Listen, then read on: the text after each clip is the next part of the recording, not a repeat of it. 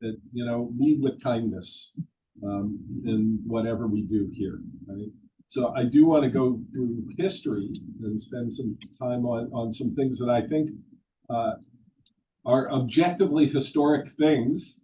And at the same time, that doesn't mean they have the same interpretation by everybody who sees those same historic things. So it's in preparing for this, reading some Palestinian sources and some Israeli sources, and actually my first class in Middle East history and politics was from a Turkish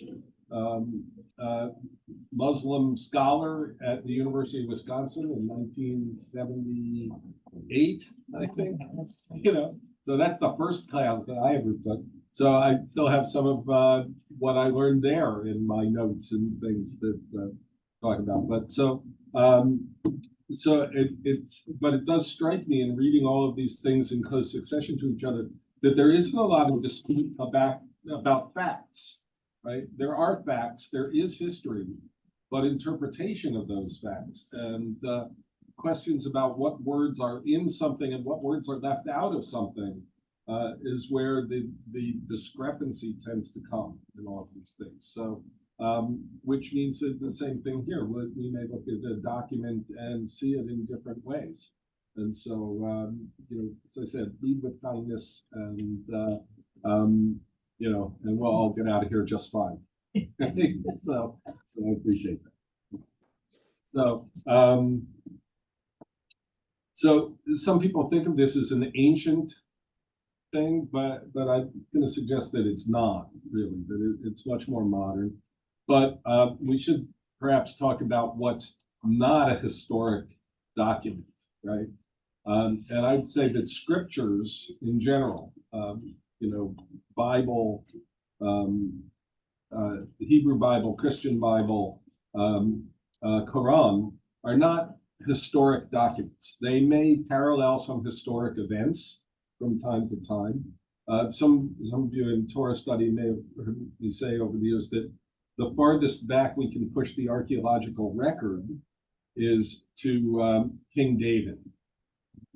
That's anything that comes before King David in the Bible. We don't have any actual history for it. We have nothing outside of the Bible that confirms those stories, which means that even the story that we're in the midst of reading in the Torah, which is the Exodus from Egypt, we don't have any historic archaeological evidence that that's a true story. Does that mean it's not a true story? We can't prove that it's not a true story, right? But we have no archaeological evidence for it at all. And in fact, most scholars think that the birth of the Jewish people, it's not really what the Torah says in Abraham.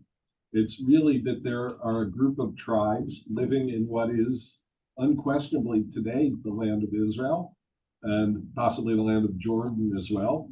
A group of tribes got together and confederated themselves and called themselves the children of Israel. That's what historians say about the birth of our people, which, by the way, in what we would call modern terms, makes the Jewish people originally Palestinian, right? If you want, that name for the land comes later, actually. But the point is that there was an indigenous group of people who created themselves, a group of tribes who then perhaps created this mythology that once upon a time we were all brothers. We are the 12 tribes of Israel, the descendants of Jacob. And so the documents that we have that we call Bible are their shared constitution, if you like. This is who we are. This is where we come from. And we find ourselves settled here. And so even the stories then of Joshua, right, and the conquest of the land is really a way of people after that time to look back and how is it that these tribes that confederated together become an empire, which they do. They're right, the first Jewish Commonwealth, and they're there for centuries. And then so we don't look at the Bible as a historical document, but there is a history to the Jewish people. There have always been Jews living in the area that we now call Israel. At times, a large and powerful group, right? And at times a very small and barely there group, right? But always, even in the worst of times, even after the Babylonian exile, there were still some Jews living in the land of Israel. That Babylonian exile, 586 BCE, like that. And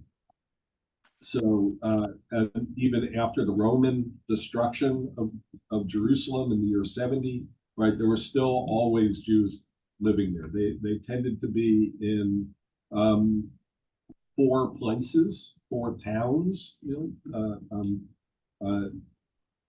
Some of those towns are still there and active today. Tiberias, up near the Sea of Galilee, which is actually becomes very important in the story of Jesus and the Christian Bible. The town of Jerusalem, of course, that's the one that we always think of when we think about the habitation of Jews, and 2 others, Shem and Hebron.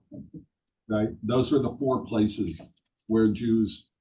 There was always a small Jewish presence at least until the 20th century, in all of those towns. So, whatever else happens, right? There's empires that come and go through that territory for thousands of years, and Alexander the Great, the Romans, and eventually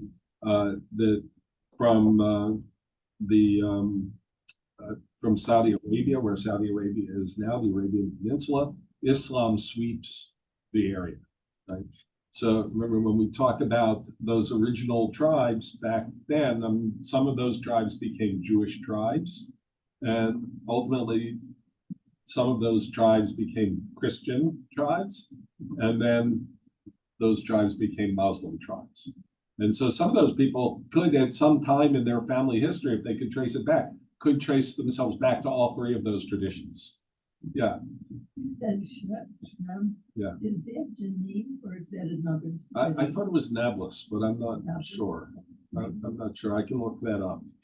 Sure. But yeah, it would also, and for whatever reason, has sort of been less of a, less of a need for a Jewish presence there, I guess. So, for whatever reason, Jerusalem, really important to Jews, right? Really important to Jews. Hebron, really important to Jews, because Abraham is buried there, right? According to tradition. Yeah. Is the focus of the course basically on the Jews in the Middle East, or is it on the Middle East itself? A little of both, I guess. I want to go where you want to go. Well, I'm just saying, what is our definition of the Middle East? Because I was looking at a map and other continents, and what are we talking about? Yeah. So we're mostly going to be talking about Israel and around Israel, I think. But it's important to remember that for 500 years, and I was sort of getting to this, that the owners, right, those who conquered the land of Israel and what we might call the Middle East is the Ottoman Empire. And they come, they're headquartered in Turkey, but their power goes all the way into North Africa. It goes actually all the way west of Turkey to Macedonia and the Balkans, right? That's all part of it, right? So we wouldn't call that the Middle East, but some maps change, right? So the height of the Ottoman Empire, it owned a significant amount of what we would call Europe today, a significant amount of what we call Asia, and a significant amount of what we call Africa, right? It was all under the reign of the Sultan in Turkey, in Istanbul. That regime lasts in Israel, it lasts for 500 years. As with most other conquerors, the realm is bigger and bigger, and then it starts to get smaller and smaller. And that's what happens to the Ottoman Empire over time. And but it exists into the 20th century. And you probably know that the walls around the old city of Jerusalem were built by Suleiman the Magnificent. These are, by Israel standards, modern walls, right? They're built by a potentate in Turkey who decides to rebuild the walls. So this period of time it's hard for us to even conceive of that much time, right? The United States has been here for 250 years, right? Our entire history as a nation here is less than the length of time that the Ottoman Empire ruled in the Middle East. So what defines the Middle East is a relatively hard question to answer. Today, I'd say when we conventionally talk about the Middle East, we're really talking about Israel and the countries that are around it. So anyone that has a border, right? So Egypt, Saudi Arabia, Jordan, Syria, Lebanon, for certain. I think we can all agree that those are in the Middle East. And then we get Yemen too. And then, the other countries on the Arabian Peninsula and United Arab Emirates and like that. I'm not sure we go so far as to include Morocco, for example, in the Middle East. Even though Morocco's relationship to Israel is important, I don't know that we think about Morocco as Middle East. Some of that's arbitrary, right? How far does it go? Libya? Yeah, I guess. Is Libya in the Middle East? I don't know. I could argue either way, I suppose, right? So there is a certain arbitrary nature. But I think when we talk about it now, we're talking about Israel and basically the countries around it. But at one time, all of those countries were a part of the Ottoman Empire, not Morocco, but all these other nations. Right? And by the time of the turn of the 20th century, the Ottoman Empire still exists, but it's been referred to already for more than a generation as the sick man of Europe. That it's this regime that doesn't have significant power anymore. It's shrinking and shrinking, right? And World War I is the end of the Ottoman Empire, the end of 500 years of rule in the Middle East, right? And what's going to happen to the territories that up until World War I are a part of the Ottoman Empire is the big story of the modern Middle East. What happens? How does that area that was once a part of the Ottoman Empire and had been for centuries, how does that get divided up? And that's really where this, the issues that we face today come from those issues. Okay? So like I said, this is not an ancient enmity. In fact, when we look at the history of the world, we find that Jews living in Muslim countries were often better regarded than Jews living in Christian countries. That changes in the 20th century, but really not that long before the 20th century. Maybe we might time it to something like Napoleon. When Napoleon he emancipates the Jews in places, early part of the 19th century, with the rise of Judaism under Christian rule. But prior to that, we're more likely to think of the expulsion of the Jews from England in the 14th century, from Spain in the 15th century, right? Christian countries generally did less to tolerate Jews than Muslims did. When we talk about the golden age of Judaism in Spain, it's actually Muslim Spain. Once the Christians take over, we get, Inquisition and expulsion. So, and as far back in Jewish texts, one of my favorites is Maimonides, writing 1,000 years ago, talks about what a good idea it is for a Jewish businessman to have a Muslim partner. And it explains that because that way you can keep the shop open on Friday when he's observing Sabbath, and he can keep the shop open on Saturday while you're observing Sabbath, right? So a partnership made in heaven, as far as Maimonides was concerned, right? That you can operate 7 days a week if you've got a partner who's of a different faith. Yeah. Even during the Second World War, wasn't Bosnia better to the Jews than Serbia? Serbia was Christian, wasn't Bosnia? Mm-hmm. Yeah, Bosnia has a Muslim majority. Yeah, and so there these pockets. Morocco was in World War II also technically under French influence, right? A French colony, but didn't send its Jews. France did. But at that time, Croatia was worse than Serbia. Could be. Yeah, Croatia was a Catholic country. Yeah. Serbia was an Eastern Orthodox Yeah. country. And there was the whole thing of intervention of the Pope and everything in Croatia and the church. Yeah. Was it in Croatia that they saved the Jews? So they actually did them. One of them, I could be wrong. There's a lot there in Bulgaria. There was. I'm going to define that for purposes of this day as outside of the Middle Yes. East. So Yeah. I didn't prepare anything about Croatia and Serbia, right? So That's the next course. An All right. exercise for the reader. yeah, so but by all means, feel free to look it up and let us know. But it's so my point was that this is really something that comes about much more in the 19th and 20th centuries, particularly in the 20th.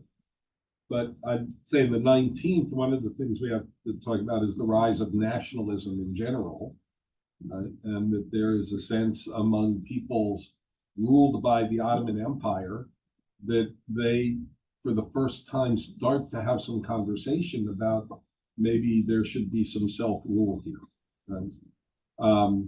And of course, we're probably more familiar with the Jewish story of that nationalism, which is that the birth of Zionism in the 19th century, right? A lot of people point to the Dreyfus affair in France as being a galvanizing event that causes the birth of Zionism. I would say that there's some nationalism before that. There are these. It wasn't called Zionism yet. It was called Ohavei Zion, I think, right? Lovers of Zion, and there were groups going back to the 1860s, 70s, 80s who moved to what was then the Ottoman Empire, right, and lived in and around those places. So, but that's a very small group, and it gains a lot of momentum once Dreyfus is arrested in France, and everybody kind of recognizes what a sham trial this is. One of the young journalists who comes to cover that famously is Theodor Herzl, who then writes a pamphlet, the Jewish Home, right, the Jewish Homeland, and starts to articulate the need for a place the Jews can call their own. We'll say that Herzl in his early years was not particularly attached to it being in the Middle East, in Israel. He actually entertained the possibility that the Jewish home could be in Argentina or in Africa, right? So, but that Ohavei Zion movement that already existed, which was clearly attached to the ancient homeland, becomes kind of dominant faction in primarily through the Russians, who are part of it, and that becomes the dominant idea in Zionism as it's born. 1897 is the first Zionist Congress in Basel, Switzerland. It's really the watershed moment, I guess, in Jewish nationalism, right? Which means, in a sense, that the Jewish nationalism gets a head start on Palestinian nationalism, right? And so that's part of what we've run into here. So that by 1917, the midst of World War I, the Jews are already pretty well organized in pushing for a Jewish state in land that belonged to the Ottoman Empire, but no longer belongs to the Ottoman Empire because that's the war that's going on right at that moment, right? And so that's where the Balfour Declaration comes in. By the way, if you're more interested in Zionism, the Jewish Encyclopedia over there is from, I think, 1904. And the article on Zionism is written by a guy who was actually at the first Zionist Congress. So it's a great, it's meant to be just an encyclopedia article, but it's really like a primary document on Zionism. If you want to hear what they were thinking before World War I even started, that encyclopedia, it's a great article about Zionism. So in the midst of World War I, Britain is, of course, on one side, Germany on another, but Britain is at this moment allied with Russia, and the Ottoman Empire comes into the war on the side of Germany. And so the British have a particular interest in opening up a front against the Ottoman Empire in the part of the world, south of Turkey, right? So what's today Israel and Lebanon, and you've probably all seen the movie Lawrence of Arabia, right? This is the story of Lawrence of Arabia on the one hand. This is T.E. Lawrence going around to various Arab sheikhs and telling them that it's time to shake off the rule of the Ottoman Turks, these absentee landlords who have been charging you rent for 500 years. Now's your chance, right? Join the British cause, fight against them, and and after the war, you'll get your independence. At the same time, in England, England is also recognizing that there are a couple of things. One is that Jews in America are growing in prominence and power and are against intervention in World War I. Right? Most of them left Russia, right, at this point. They're not too interested in a war where you're on the same side as Russia. So, other Jews in America are of German descent. They're not that interested in the war against their homeland, which they still regard as being a special civilized kind of place, right? There's a ton of Jews who served in the German army in World War I, right? Where there's a ton of Jews that came to America to get out of the Tsar's army. So the idea of Great Britain saying that they look favorably on the establishment of a Jewish state in the land of Israel is encouraging to the American Jewish population that the Brits are the good guys, and maybe we can not stand in the way of the United States entering this war on behalf of the British. And so the Balfour Declaration is very much a part of the political climate of the moment. It's not a sort of great love for, all of a sudden the British have a love for the Jewish people, and therefore they issue the Balfour Declaration. You could probably argue just the opposite, that they could also say, and that way Jews don't have to come to England, right? So it's a way of keeping Jews out of England, bringing America into the war. And so the Balfour Declaration, 1917. And we can look at, this is what it says, right? His Majesty's government view with favor the establishment in Palestine of a national home for the Jewish people, and will use their best endeavors to facilitate the achievement of this object. It being clearly understood that nothing shall be done which may prejudice the civil and religious rights of existing non-Jewish communities in Palestine, or the rights and political status enjoyed by Jews in any other country. So, I also have a hand up when you want to Oh, take a okay. break. And then when you take a break, stop share so we can see. okay, great. So, just let me just point to a couple of things in here for a second, and then we'll get to the question, right? So, in a lot of textbooks that I've looked at to teach kids in Jewish religious schools about the birth of Israel, they put a period after Jewish people in the first sentence, you know, and that's all they quote. Mhm. Right, and I just want to point out what that means, right? So, His Majesty's government view with favor the establishment in Palestine of the national home for the Jewish people, period. It's not that that's wrong, right? That's clearly the intent of the Balfour Declaration. But when you leave out, the next part about not doing anything to prejudice the civil and religious rights of existing non-Jewish communities in Palestine, it's significant that you've left that out, right? Even, and I just want to point it out. That's something we have to take on for ourselves, that we have to understand that, it may be for the best of intent, we can't give people too much, it's just, it makes it too long, it's awkward, right? I mean, we just leave it out of textbooks all the time. So I think that's an interesting problem, and I won't ascribe intention there.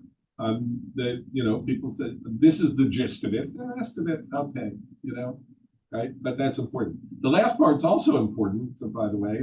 The rights and political status of Jews in England isn't abridged by. We're not going to be deporting all our Jews. Rest assured, you Jews in America, you Jews in Great Britain, wherever, we're not deporting everybody, but we are looking favorably on the creationists. Let me get whatever the question was. Okay, so you stop share. Jerry, go ahead. Wait. Good afternoon.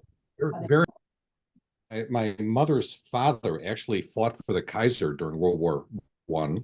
Yeah. He was rewarded with a one-way trip to Auschwitz, but that's another story. We've been trying to get his military records, but they were all destroyed during the Second World War.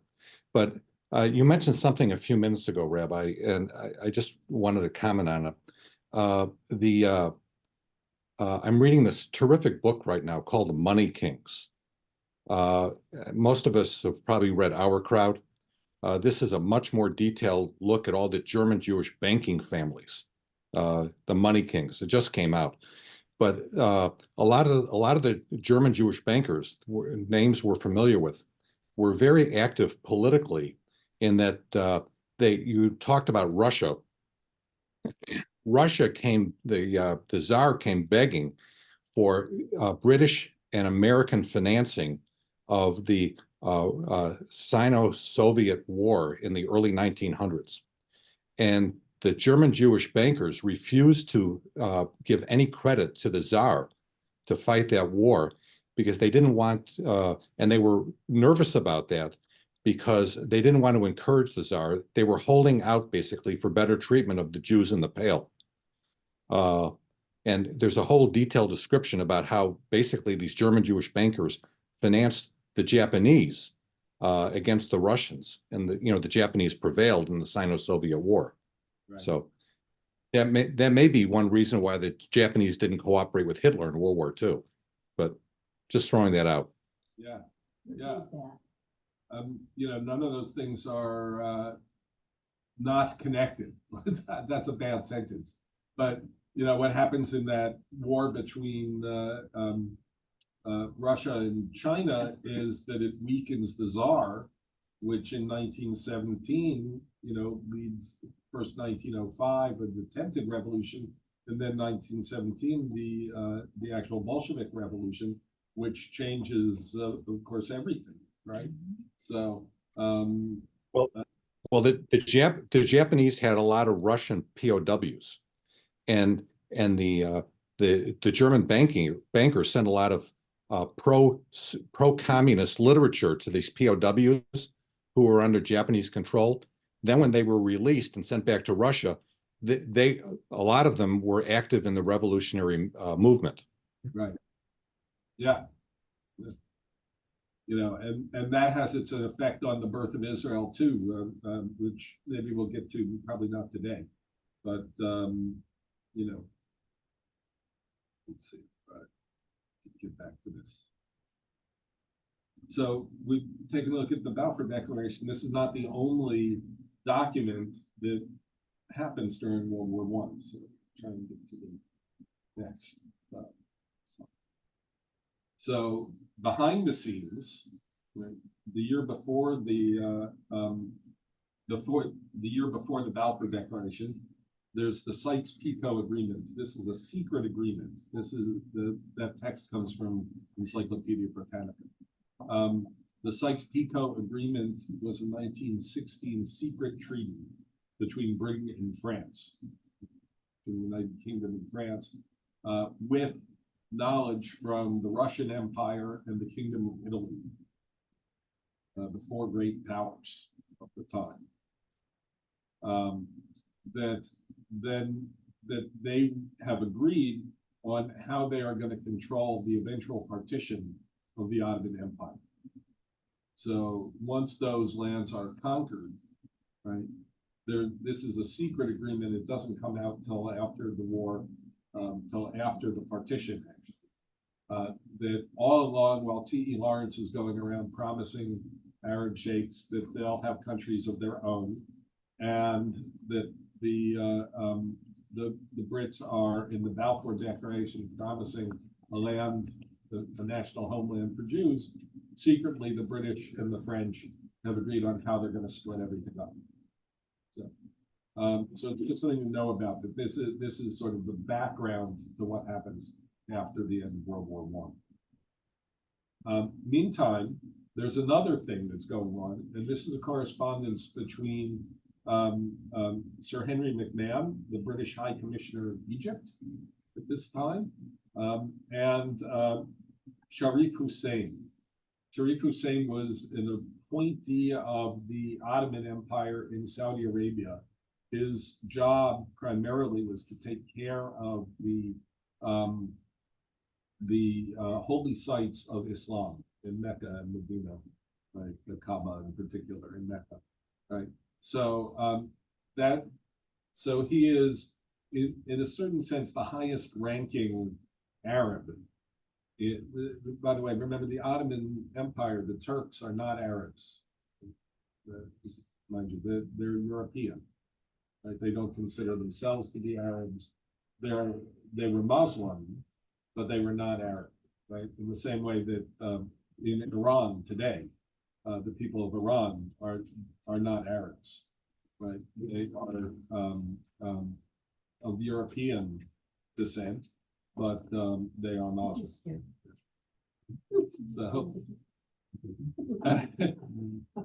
So Hussein is the highest ranking Arab around.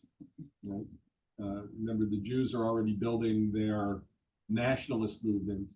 The Arabs, because this is an appointee of the Ottoman Empire, he's not necessarily envisioning until this moment the end of the Ottoman rule, right?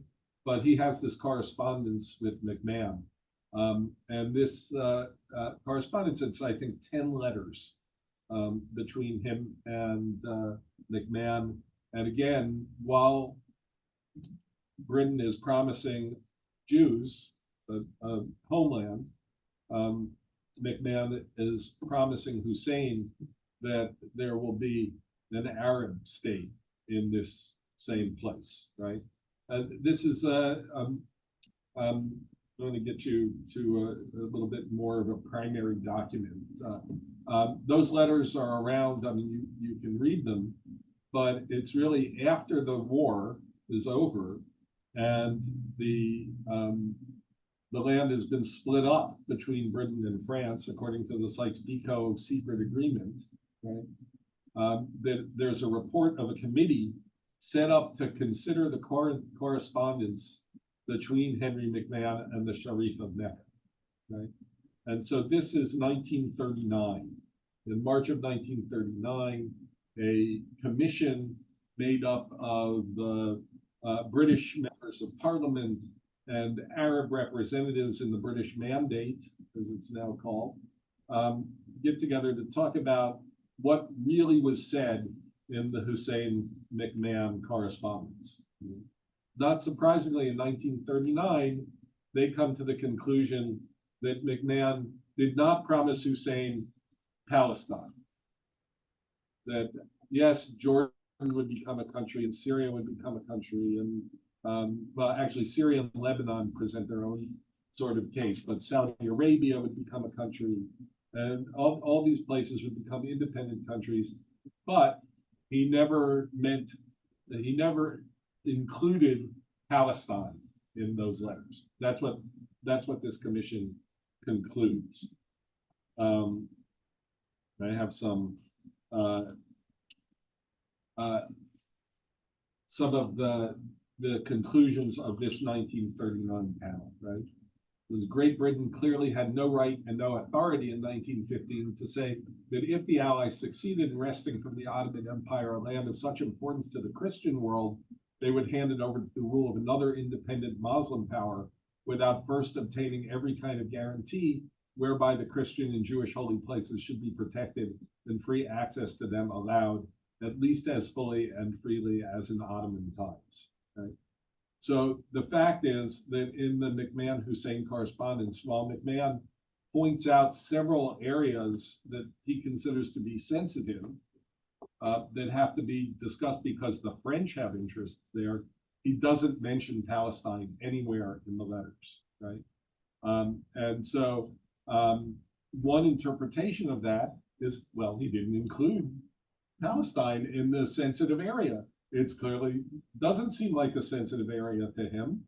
And so to Hussein, it seems clear to him that one of the lands that's promised is Palestine, right? Promised to an Arab nationalist. Okay. But in 1939, is it, well, there's no way he would have done that. Okay. Of course, it goes without saying, is basically what they're saying. It goes without saying that he didn't mention Palestine because, you know, he couldn't have mentioned Palestine. I mean, there could be no question that Palestine was included in this.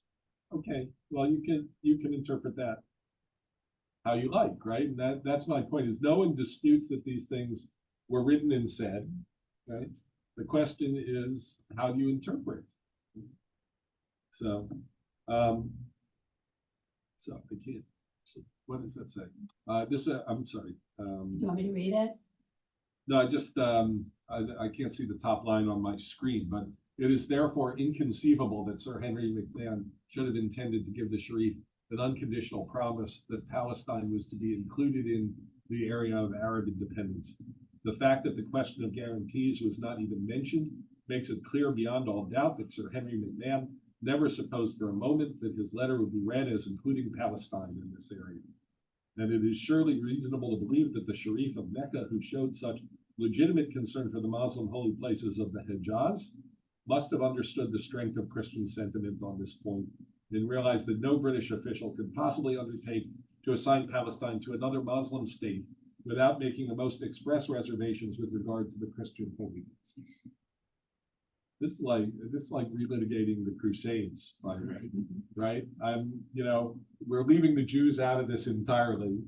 How could a Christian nation like, the United Kingdom possibly hand this over to another Muslim rule after the Ottomans have been there for 500 years?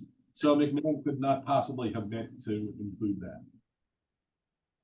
However, he mentions Beirut, and he mentions Homs in Syria. He mentions all kinds of other places that are sensitive. It doesn't mention this. So it's pretty open to interpretation, I guess I would say. In 1939, during the British mandate in Palestine, the Brits say, of course we didn't mean to include Palestine. You can decide for yourself if that's revisionist thinking.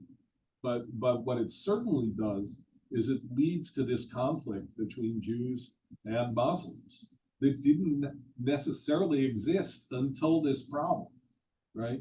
Where they're both promised the same piece of land, or at least they can both point to different documents that seem to promise them the same piece of land. So, and this was, this is from the encyclopedia, right? In July 1915, Hussein took the opportunity to send a letter to McMahon to outline the conditions on which he would consider a partnership with the British to fight against the Ottomans, right?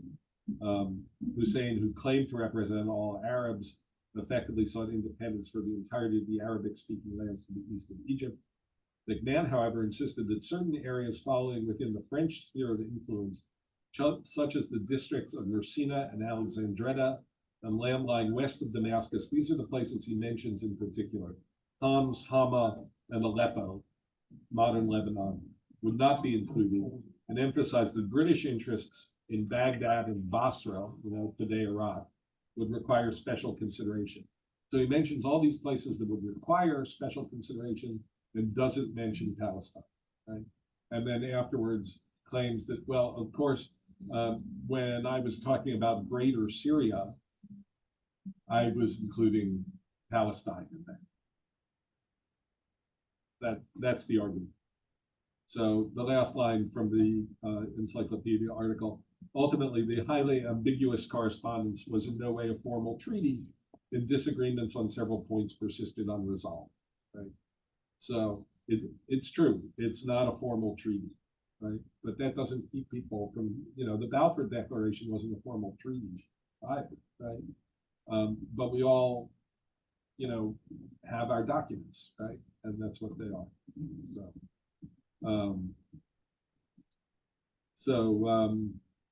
A couple more today, and then we'll move on. But are there questions?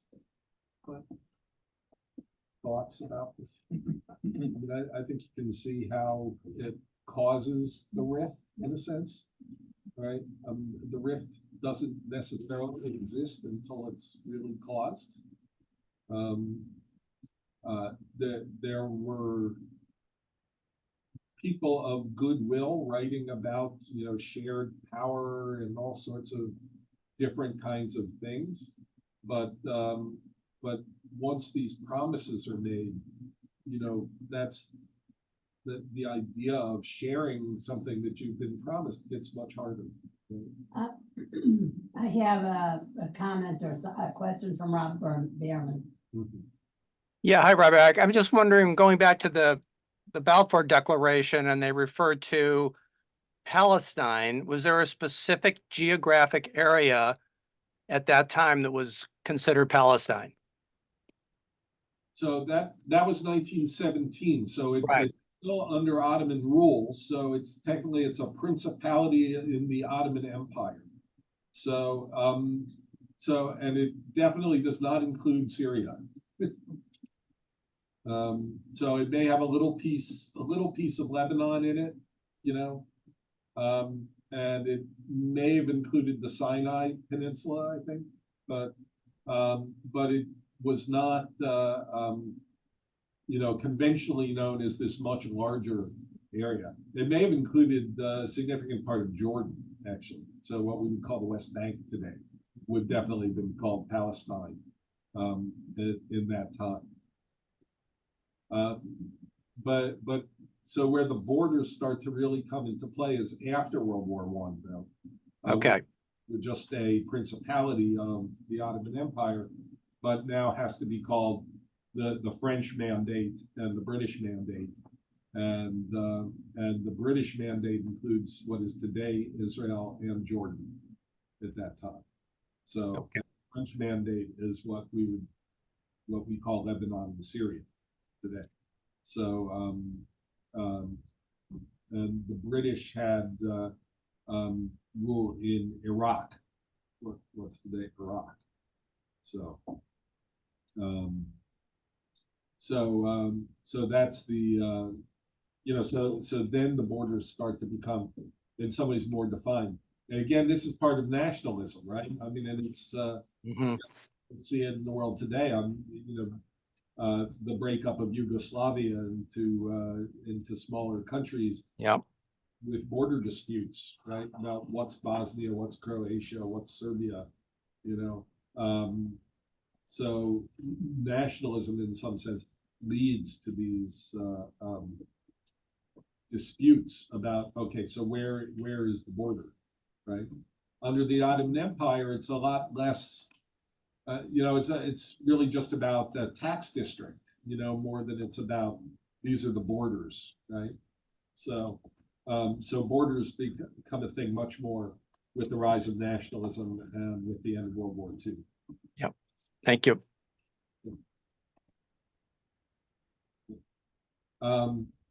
So just a few more minutes. So at the end of World War I, how does it happen that Britain gets to be in control of these things? It comes about through the League of Nations, which is created as a result of World War I and through the work of Woodrow Wilson, forerunner to what we would call the United Nations today, but a group of nations, essentially starting with the victors of World War I, get together and they create the League of Nations. They write a charter.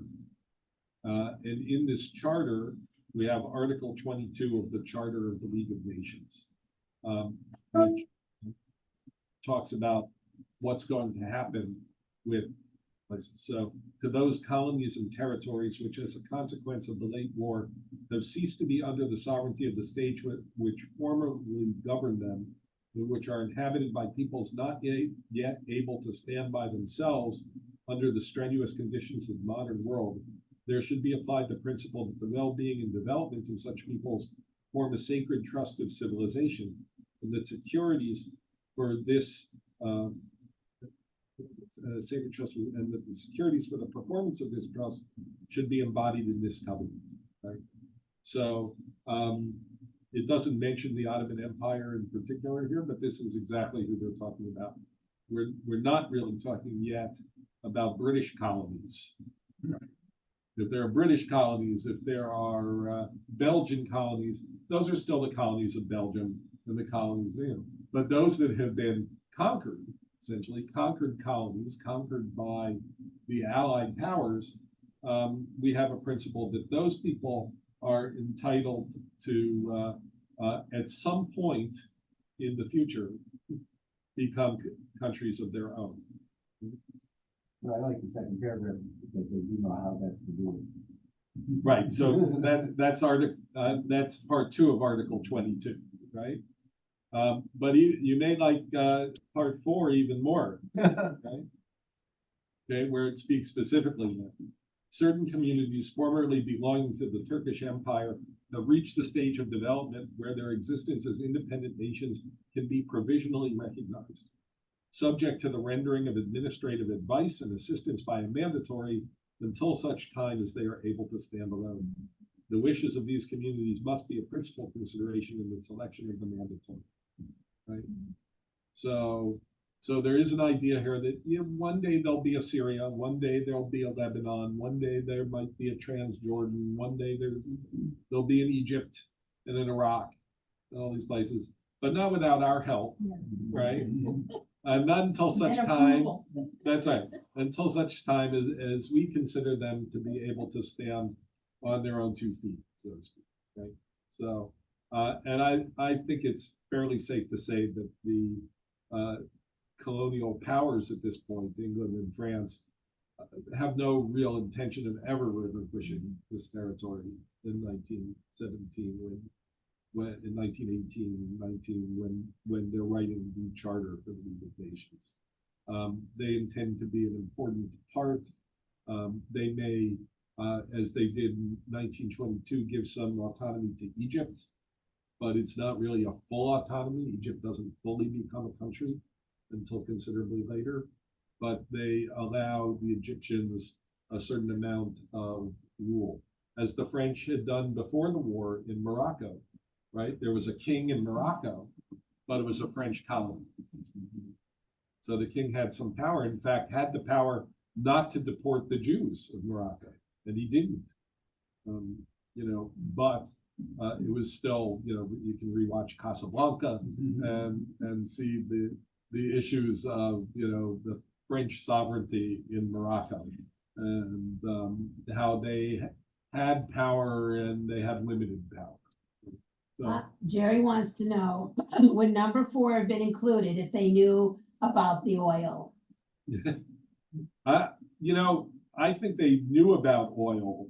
They didn't know how important oil was. I don't think, maybe in 1920. Remember, this is the first war that's not fought entirely on horseback, World War I. There are combustion engines in World War I, right? Oil and gas is a huge thing already. And they knew about it in Iraq. They didn't necessarily know about it in other places, but that's why that's a British, part of the British mandate, and clearly not ready to be its own country. And it's also why they never built a refinery there, right? Because if you build a refinery in Iraq, then Iraqi nationalists can nationalize the oil industry. And, so the refineries were all built in other places. Only the crude oil could be shipped from Iraq to other places. This is still true until the present day, I think. I mean, I'm not sure there are any refineries in Iraq even now. Where were the refineries? In places that Britain and France owned. So, I mean, I'm sure there were refineries in America already, but they were in Britain and France. You bring the crude oil by ship and refine it. To make the argument, it's important to do that closer to where it's needed and all that stuff, but it was really clearly if all they have is the crude oil that they bring out of the ground, they can't refine it, then they still need us to bring it to market. These kinds of things. So there's plenty of duplicity in these colonial powers, and I don't think I have to tell you that, right? In history, you've seen, in Africa, what happens, but it's very much a part of the story of the modern Middle East. It's very much some of the anger that we feel towards us, as well as towards Europe, from the Middle East, right? Has more to do with this colonial stuff. And there, I can show you Zionist texts that talk about the colonization of the land of Israel. This is a term we wouldn't use anymore, right? But in the early part of the 20th century and the latter part of the 19th century, everybody's doing it, right? The Brits have colonies all over Africa, as do the French and the Italians, and they've all got colonies, right? Russia has colonies, everybody's got colonies, right? The Jews just want a colony, right? Okay. It's an acceptable term, right? And now, of course, when someone talks about the colonization project of Israel, that's not an acceptable term, right? We're not a colony, and we're not. But the language actually exists in our own documents from the time period, right? So it's hard to fault somebody for saying, you said you were a colony, now you say you're not a colony? I don't know, right? So there are facts, and then there are interpretation of facts, and those things are very different from each other. What we know is that Jews have been there forever, since the birth of Judaism.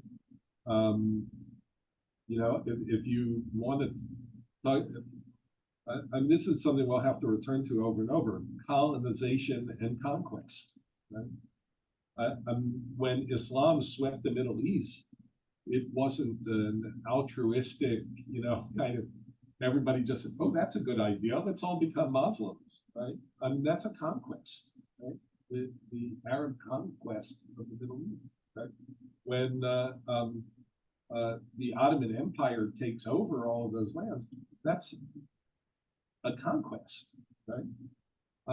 The people there are people who have lived there all of this time, that, like the Jews, have been conquered over and over, colonized over and over, right? By various powers that were outside of there. So it's not till the 20th century that there's any concern at all for the people who actually live there becoming the proprietors of the place where they live. 500 years of the rule of the Ottoman Empire. Right? You know, it was the way it was. People lived under its rule in much the same way that we live under the rule of the United States, and we don't really say, well, well, nowadays maybe some people are. Maybe we should split this up again, into right? I don't know. I mean, but it's just you live under the rule that you live under, right? So 500 years is a very long time. And so the people who lived in Palestine in the 19th century didn't think there was any other way to live than sending their taxes to Turkey, and renting the farm that they'd been on as long as anyone in their family could remember. They were renting it from people in Turkey. That's the situation that we find at the dawn of the 20th century. Got it. We'll pick up from there, I think, next time. Any last questions? No.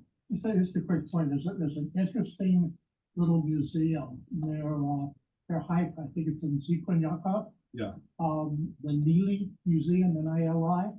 The Neely